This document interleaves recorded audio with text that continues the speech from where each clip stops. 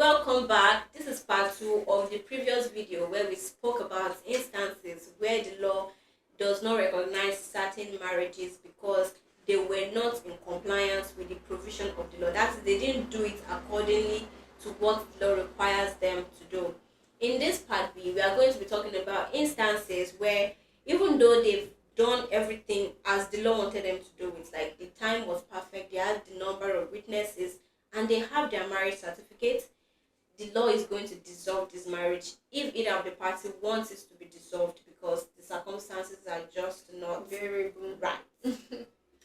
Anyway, before we continue, if this is your first time seeing us, it's good to see you too. Make sure you subscribe. If you're a returning subscriber, thank you very much. Make sure you press the notification bell button so that you can receive notification from us when we put out content here. So back to the topic, there are situations where couples are properly married, but if either of the parties want to walk out of the marriage, that person has the full backing of the law, because even though that marriage is valid, it is existing, it is real, but some things are just, the law is like, you know what, this is not going to work. Say for instance, a couple, they are married, let's say they've been married for like 2 years, and one of them refused to consummate the marriage. Now, I'm not talking about them consummating themselves before the marriage. Don't we use the word consummation? Let's say, I'm not talking about the fact that they've been sexually active, they've been having sexual relationship before that marriage. They might have even had sex with each other a day, before the marriage. But from the very first day of that marriage, if they refuse to have any sexual relationship with each other, and one of them is like, I can't take this anymore, the law is going to, definitely dissolve that marriage, because it doesn't make that marriage, it doesn't, it borrow me words, please. It doesn't make it enjoyable. Exactly.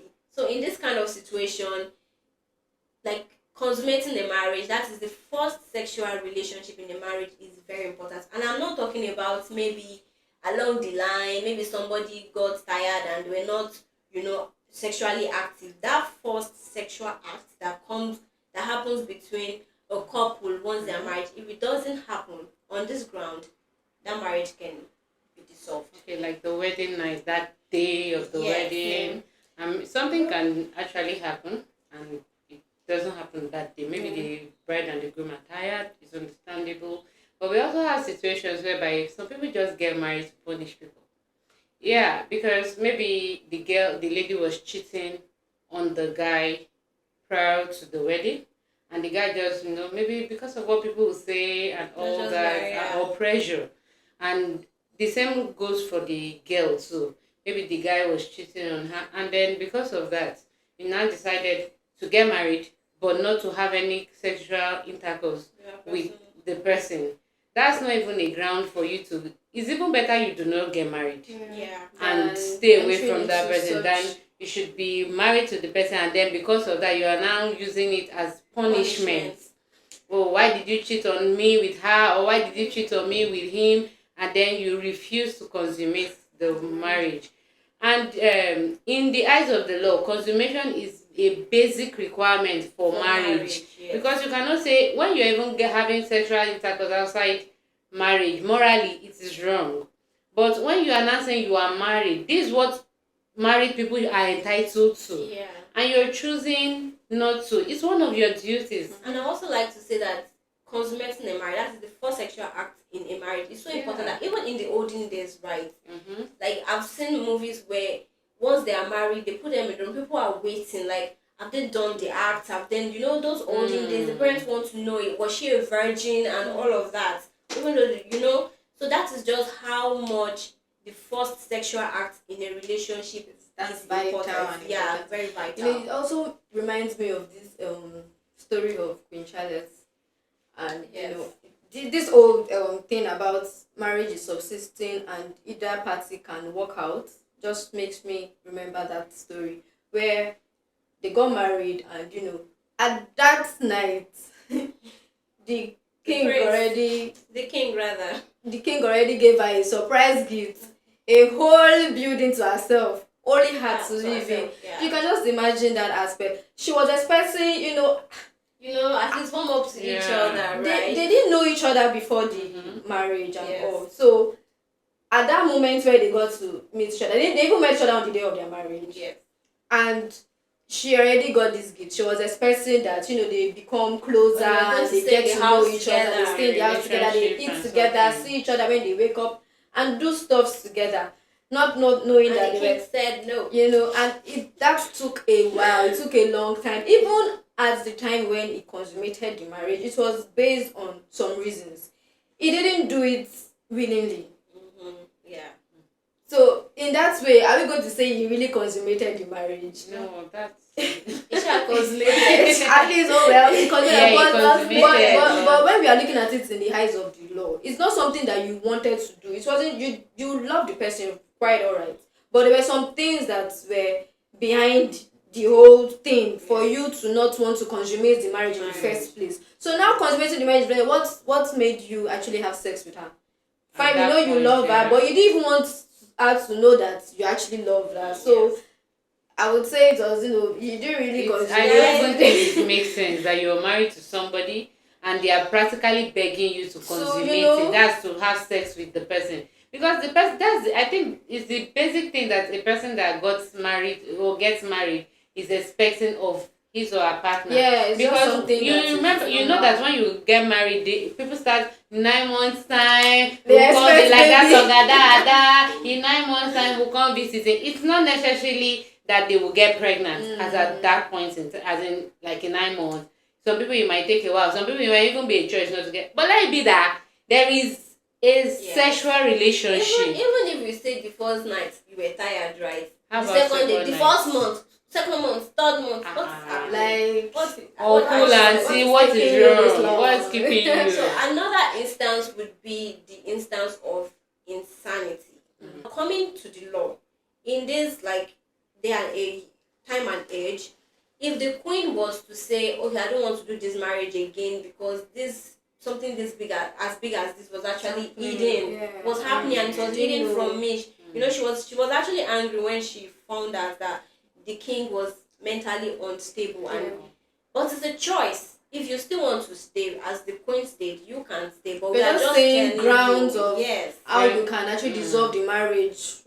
We are not saying you should go, but if you can cope with it, I think it's at this point is a choice. But it's not as if the insanity developed if it developed during marriage, please, you cannot go. Yes.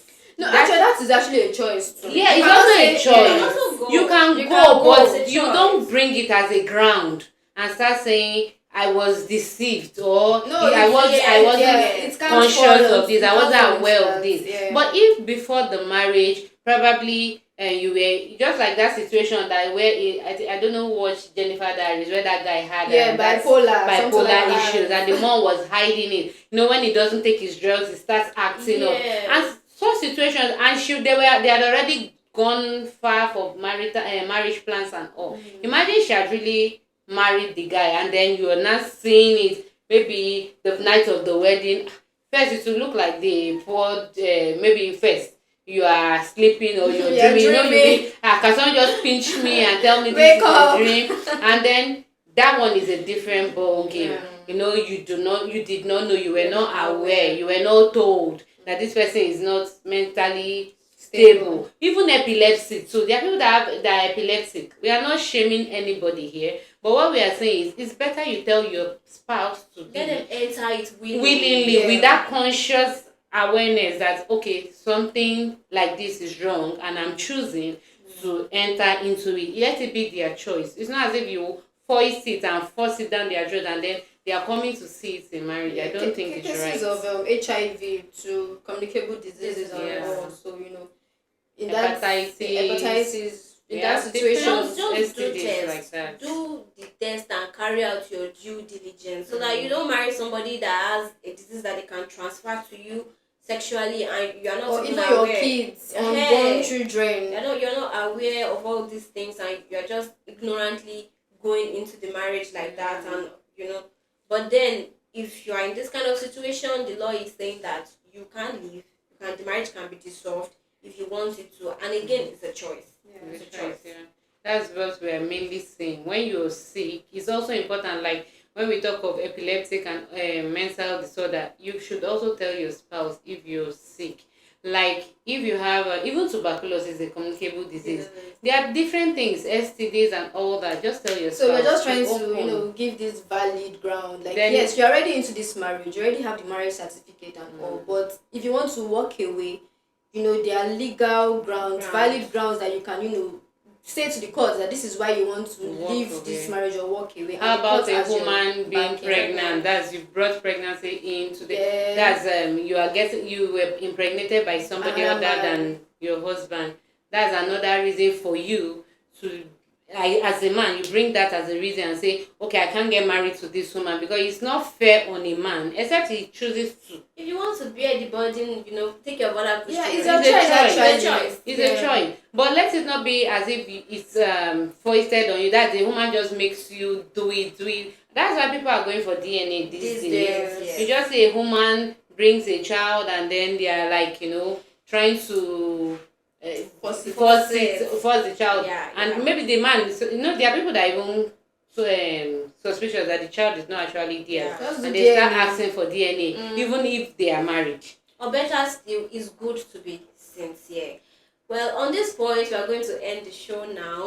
It's been an interesting and a fun time for us. We hope to see you in the next episode. If you haven't subscribed, what are you waiting for? Be a part of our family. Press that bell and subscribe. And don't forget to press the notification bell button so that you can receive notification when next we put out a video here. We hope to see you in the next one. Have a nice day. Nice Bye.